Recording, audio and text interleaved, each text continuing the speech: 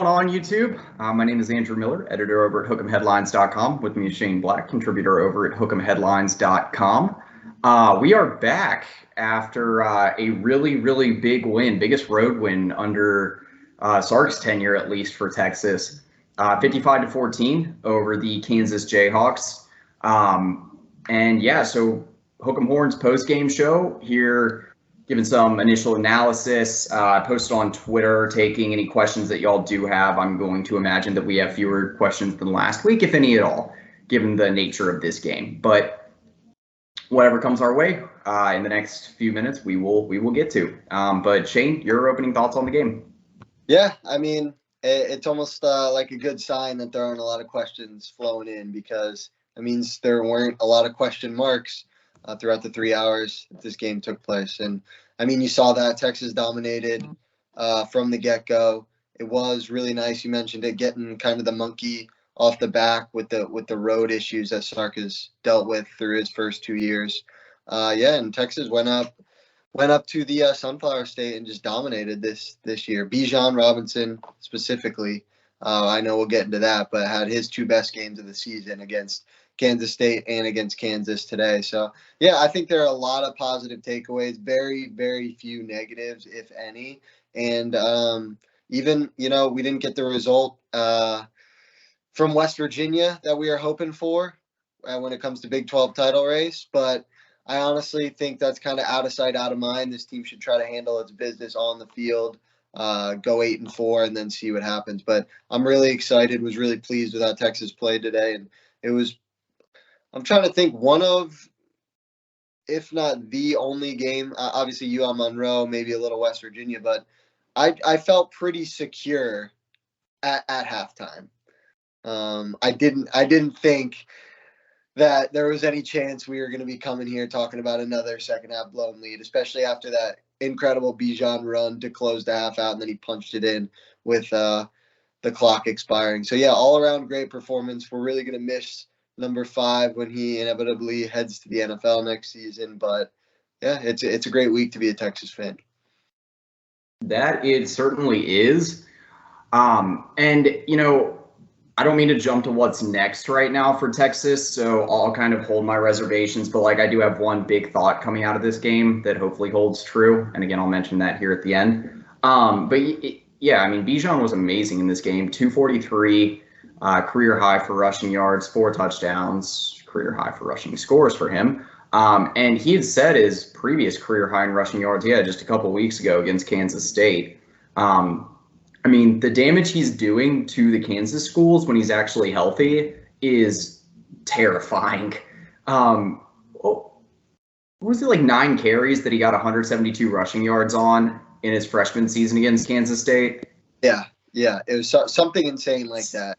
It's insane what he does when he plays in the state of Kansas, because you didn't get a 2020 matchup. I mentioned that earlier this week. You COVID canceled that out. So in 3 tries, he has just decimated the Kansas schools, and man, it's just super fun to watch. It's incredible what he does. I don't know of how many times when he breaks a tackle that it even looks like a broken tackle, because it looks like he's like this force field that defenders are just bouncing off of. But the craziest thing I thought about in this game was that the way he was used, there were some toss plays, a little bit of misdirection thanks to motion, but Bijan wasn't really involved at all in the passing game. There was that one fade route they tried again in the end zone where he kind of got it away with an OPI, but otherwise, yeah, he was just electric on the ground. Kansas just couldn't stop him. And I want to give some credit to the interior offensive line. They were better, and the main thing, though, is the offensive tackles were great, blocking for the run. I covered earlier this week that Kelvin Banks had a hand injury. I believe it was hand injury, last week against TCU, and it turns out that's why they didn't run off tackle behind him a whole lot. And so that clearly looked better. He did a really nice job sealing up the edge in this game. Same thing with Christian Jones. Christian Jones didn't have a great run the last few weeks, and he was much better today. So all around encouraging in that regard. Like the offensive line looking good, ground game, and got to give a shout out to Jonathan Brooks. He was amazing there late. Yeah, I think you kind of touched on it. It was, not a lot of scheming from Sark. It was just our guys versus your guys. What can we do? And when you're Texas playing Kansas, obviously they've had their little resurgence under Lance Leipold, but the Longhorns should be able to impose their will on Kansas without any, like really nice schemed up plays. And that's kind of what it was. Just a lot of outside zone, a lot of Bijan jump cuts. And like you said, the line of scrimmage was dominated today by Texas. And even on the few plays where Kansas had some pushback, that's when Bijan would run the complete opposite direction. He just seemed faster than anyone on the Jayhawk defense. So yeah, that was. And you mentioned Jonathan Brooks. Obviously, losing a talent like Bijan Robinson, who's going to end up being the fourth highest rusher in Texas history after next game, is hard to replace. But the Longhorns are in a solid position to do that with the stable that they return, as well as hopefully Cedric Baxter puts the pen to paper. And, if the offensive line, which is very young, continues to play like this, he can get similar production from Brooks, Jaden Blue, and maybe even Baxter and Keelan Robinson going forward. Oh, there we go. I think you have to feel good about where Texas sits right now with Baxter. I'm sure a lot of Texas fans saw that yesterday. Yesterday or this morning? I don't know. Whenever that was posted on social media that he was throwing the horns up after his playoff win. I believe that was yesterday. Yep. And I mean, he was great for Edgewater again. But yeah, I mean, I feel like the combination of his dad mentioning that he'll be in Texas in January, covered that over at the site, along with the way Bijan looked today, that you got to feel good about Texas holding on to Baxter at this point. But also you got to feel good about Jonathan Brooks as a guy that could maybe be a 50-50 with Baxter next season, splitting carries with Blue as well. But we saw it from Brooks today. We've seen it in the past. When he puts that foot in the ground, he goes, and he has this uncanny ability to change direction really quickly and then just immediate explosion and burst. And you saw that today in his 70-yard touchdown run. So that was good to see. I love getting, younger guys that confidence in games like this. He might be more of a home run threat than Bijan.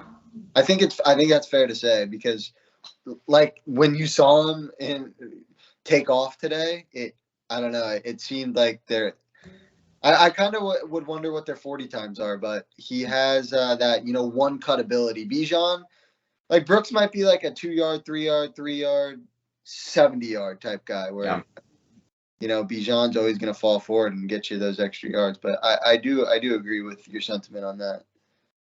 He's also riding a 3-game touchdown streak, because every game he's gotten a carry in this season, he's had a touchdown. So pretty cool. Got the hat trick streak there. But I do think that as big as this win is, I'll use this as kind of a transition point for what's next for the offense. And I don't mean to be a Debbie Downer here. That's not what I'm trying to get at. But you have Baylor up next, and they're a better team against the run. So you're going to see Sark get put right to the test again.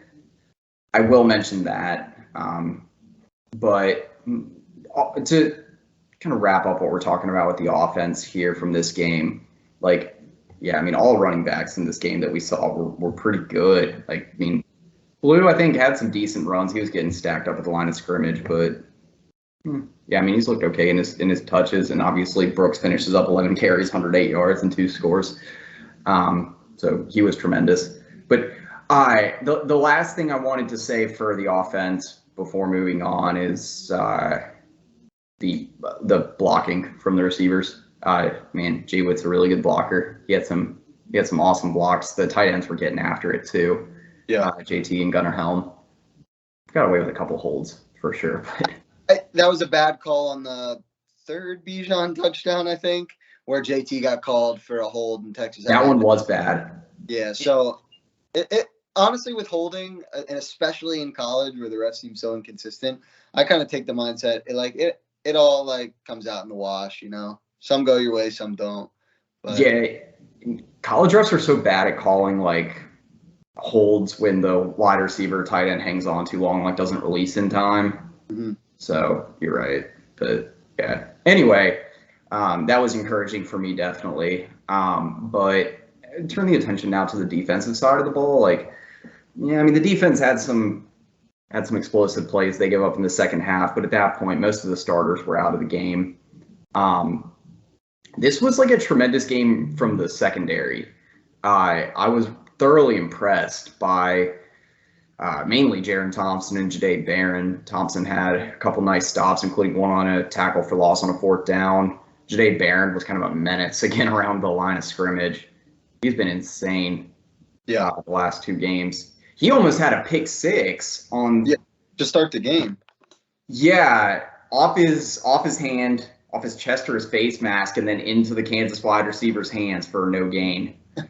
When Texas started the game by punting, like 5 plays and a punt, and then that happened, I was like, okay, here we go again. Like, this is a long one, but I didn't end that way. But yeah, there was many dropped interceptions today, which has kind of been an unfortunate theme for Texas this season. Well, yeah, definitely. But a few of the things that I was like really encouraged by from this game, like the secondary depth is, I will say that's concerning to me, but the rest of the defense, like Devin Richardson and Jet Bush had pretty good games. I've been impressed by Devin Richardson when he's gotten in the game this season.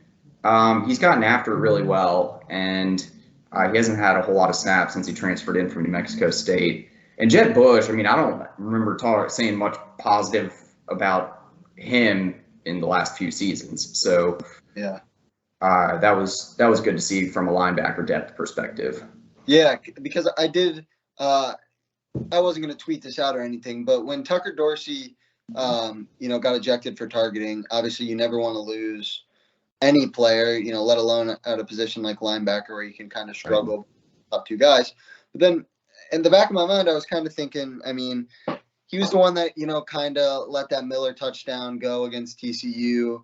He's been, kind of not occupying his gaps all the time. I really haven't been like super impressed with him this season. And I was like, okay, like this stinks. You're losing a guy who plays a lot of snaps. But on the bright side, you're going to have some people who are going to have to step up. And like you said, Jet Bush and you didn't really notice Tucker Dorsey's absence, which is a good thing. So Jet Bush, like you said, Devin Richardson stepped up. And Maurice Blackwell was playing around the line of scrimmage a lot, had a couple tackles in the backfield. He's just kind of this like hybrid on defense that Kwiatkowski really seems to like to implement, and he's really come a long way. He's one of those guys that when this defensive staff is talking development, Blackwell is one of those guys that they can point to because he's really come a long way in his couple seasons on the 40. He has. I like the new role that he's at as more of like a Sam linebacker, where, he's definitely a good tackler, can get after the ball, but at the same time, he's better in pass coverage than most of the linebackers we have. So, granted, Jalen Ford's getting a lot better. And something else I wanted to mention, third interception today. That was a nice catch.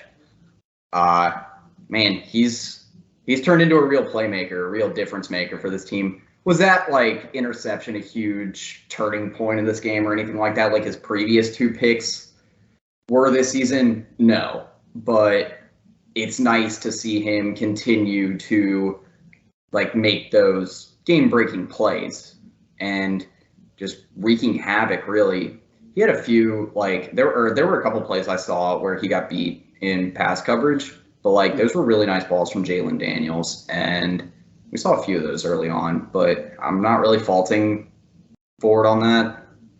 Perfect ball is a perfect ball. So, and then I guess give some shouts to the play of the defensive line. Barron Terrell was really, really good and run defense again. Had 1 TFL, a couple stops. Moro Jomo was in the backfield a lot. I don't think he really put up a whole lot in the way of like box score stats, but he's been really solid this season. And DeMarvion Overshone, for the most part, was doing a decent job getting after the quarterback, got a couple quarterback pressures, and then, defensive line was real stout. This, God knows. What did Devin Neal have something in the ballpark of 440 rushing yards? Yeah, in the past 2 games. Yeah. He was 13 carries, 51 yards, no touchdowns. Yeah, he never could get in a rhythm, nor could the Kansas offense.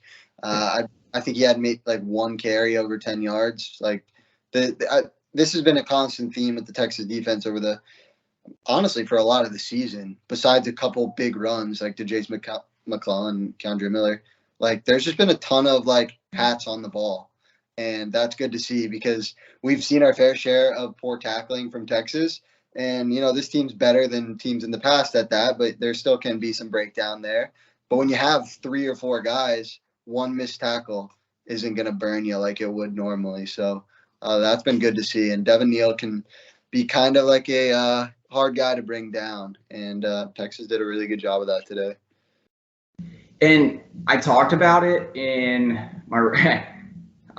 finally one came to fruition, but I talked about it in my reasons why Texas could dominate Kansas.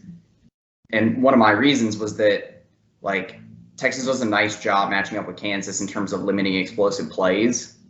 And like, again, you saw the top come off the defense a little bit late in this game, but like Devin Neal, so much of his production, it was somewhere in the ballpark of almost 300 rushing yards. I think it was more like 270 in the last 2 weeks, came on explosive runs. And so if you remove those,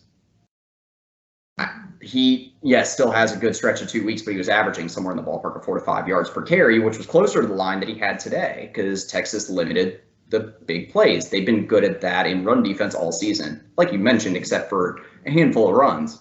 Yeah. So what does PFF delegate an explosive run? Is it 10 or more? 15 or more. Okay. Yeah. Wow. So that's a good chunk of his yards then on 15. Okay.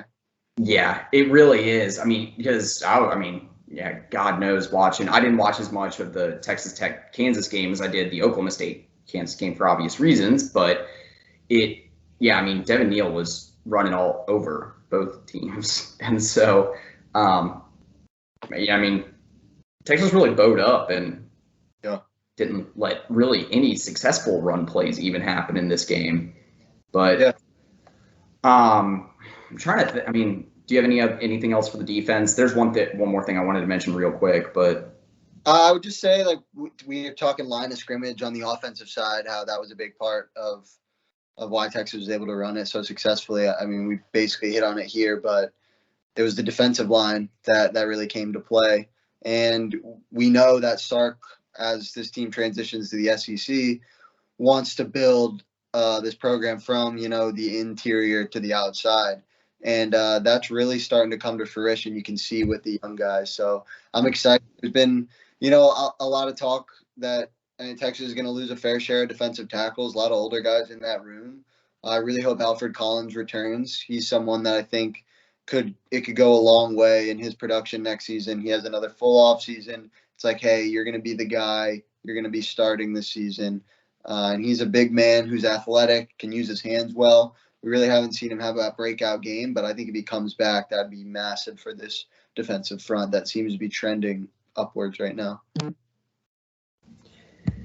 mean, we're getting Byron Murphy back, and I've heard some good things. I think a lot of us have heard some good things about the younger defensive linemen that are going to have to be stepping up for us next season. Collins has actually been the most consistent. Like the last 5 or 6 games, he wasn't great against TCU, but otherwise, the last 5 or 6 games, he's playing the most consistent football of his career. So I like where his game is headed. Same thing with Barron Terrell. So I think he'll continue to get better next season. The last thing I wanted to mention for the defense was that I hope we get Gilbo back soon. I'm probably being too harsh on him, but Michael Taff is getting picked on a little bit, a good bit, more than anyone else. More than anyone else. So Yeah, Taff, like, he's fine if he comes in like just for a spell, to give Gilbo a spell. But when he's on the field for, a 10 to 12 play drive is where he really starts to get exposed. He's like one of those guys in smaller doses. He actually is somewhat like of a playmaker and is kind of around the ball. But that kind of, I wouldn't even call it lack of athleticism, but like you said, they are kind of picking on him. He does get beat over the top a little bit. But yeah, that Gilbo, hopefully, I mean, do we think that he could come back by next week, or? Next week, when Sark updated it, that was like 10, 12 days ago, said that Gilbo was at least going to miss a couple more weeks. And so the time frame that I've known of after that was, Baylor game would be the earliest that he could be back for. So, I mean, potentially. It's a short week, though, so we will see. He should be back for the bowl game, so that'll be big. But, it'd be nice to have him back to face like Monterey Baldwin. That Baylor showed a lot of tricks up their sleeve against TCU. Yeah. So, okay. Let's quickly give finishing thoughts, look forward. I'll pass that one over to you. Well, I was going to pose a question to you that I think a lot of the viewers would be interested in. After Texas just dismantled Kansas, what sort of hope do we as Texas fans have? Like, what can we hang our hats on that there's any chance the Jayhawks can go into Manhattan and give Kansas State do you see? I know you'll probably like do like a little more film on this earlier in the week, but is there any like thing that you think Kansas can maybe pick on Kansas State in, or is it just gonna have to be kind of a fluky turnover game where they win the turnover battle and win the fourth down battle? I mean, I think that Kansas is a better matchup for Kansas State than Kansas is for Texas. Kansas State's offense is insanely explosive with Will Howard. At the same time, it really throws them off schedule that Will Howard is scoring so fast.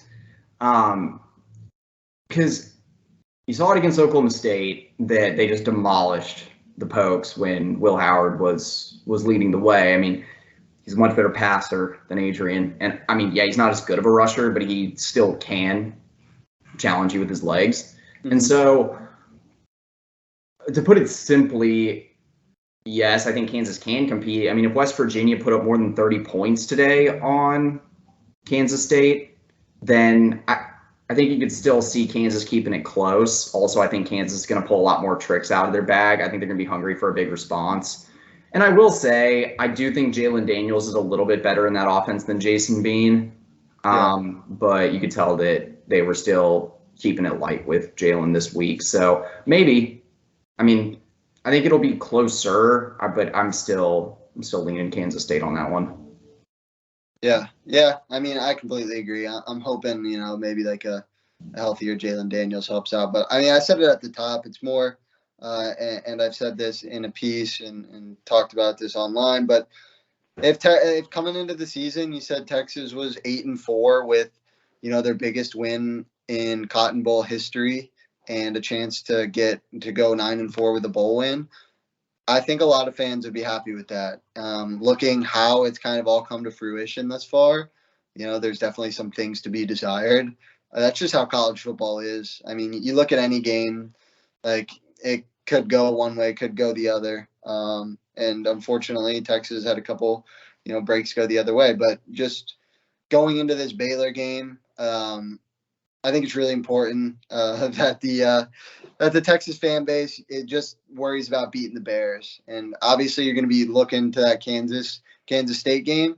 But like you just kind of laid out, I don't know how much hope we should have there. So I think it's more like focus on the Longhorns and focus on Bijan Robinson, who very well likely would be playing his last game. in the burnt orange and white, and enjoy it because it'd be a really good win if Texas can end the season beating Baylor and a good coached team. Dave Aranda is a hell of a football coach and a tough guy to beat. So, yeah, I mean, it's gonna be sad to see Bijan play his last game at DKR, but on a more positive note, like there's two quick things I wanted to mention before we hop off here. One, we mentioned Cedric Baxter earlier. He tweeted a hook'em out not too long ago, so that's good to see. Yes, that is good. Yeah. The second thing is I like the way that I think there's some factors working in Texas's favor against Baylor and then for the bowl game. We'll see we'll see if they win Baylor and then what happens with the bowl selection process. But I think Baylor spent a lot of what they had left in the tank this weekend. Grimes broke out a lot of trick plays, and I don't know how much more maybe he's got more up his sleeve, but I think Baylor left it all out on the field against TCU, and the way they lost that game, my sweet God, I think that they don't have a whole lot left to give. That's just my initial thought. Secondly, and this is kind of a sub point to that, is I think if you give Sark like a month to prepare for a bowl game, that there's more than enough he can do to scheme up a ton of good stuff and have a really good game plan in place. Mm-hmm. So I like the way Texas could finish out this season from like even a realistic perspective, not even like drinking the Kool-Aid. So we're pretty healthy too. Knock on wood. 100%. Yeah, that those are all actually really fair points. And Herman was an animal in bowl games too. So we don't want Sark to just be known as like someone who dominates the Alamo Bowl, but this season it wouldn't be too bad to see that happen. Yeah, you got to take progress with where it comes, but exactly. Also, this was the type of game that Tom Herman would have played close. Yeah. So there's differences, but that's pretty much all that I had to say on the matter. And just all in all, a really big win, and hopefully next week we just see the offense expand. Texas can get a big win over Baylor, at least have a shot at a spot in the Big 12 championship game, and then who knows from there. But if you cap the regular season at 8 wins, it's a success in my book. Yeah, I agree. We'll have to go back and look what we said at the beginning of the season. I think I was at 9-3, but 8-4 works just as well. We knew this wasn't going to be the year they were going to break through and make the college football playoff. So it's all about building, and I think the stepping stones have been put in place. So let's just finish out strong. Agreed. All right, well, I think that's pretty much it for the post game. I'll take a look really quick to see if we had any questions. I know you got to hop off here, but see if there's anything that I can address. Okay, someone just mentioned that Bijan should win the Heisman, so that's fair.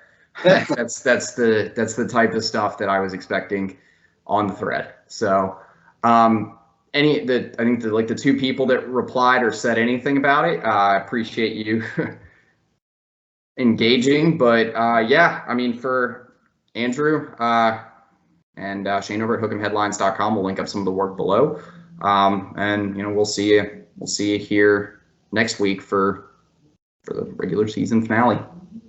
Anything else you got, Shane? No, that's all I got. All right, well, hook 'em.